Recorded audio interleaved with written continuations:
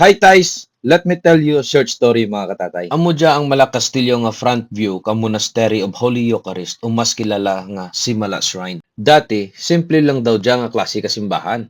Hanggang sa dumating ang time na maraming mga milagro nga dumating sa mga tao. At isa na daw ang pagluha kay imahe ni Mama Mary. Hindi lang isa ka bes, pero maraming beses. Bukod dyan ay rako ang gumaling na mga sakit kag mga panalangin nga natupad na parang himala. Alam niyo mga katatay, many years ago, may isa ka matanda gya nga ang pangalan is si Inko Niyong at nagsabing ang lugar na ito ay magiging holy at paghaharian ng isang babaeng nakaputi.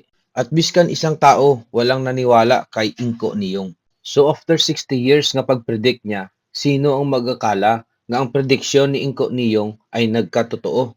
Kag ang lugar tulad ay naging malaparaiso kag ginadarayo na ka mga libo-libo nga mga tawo. Kag ang white lady nga sinasabi ni Inko niyong noon ay si Mama Mary. Sa tuod lang, 3 ka beses na kami ni Mrs. magagtogya. Parang naging panata na namin nga magpunta dito sa tuwing kami ay bakante. At alam nyo ba, tanan nga hiniling ko ay natupad. Sobra pa ang binigay. Kagtulad, giya kami para magpasalamat sa mga blessings nga nabato namin araw-araw at sa walang hanggan na paggabay sa amin at sa aming pamilya.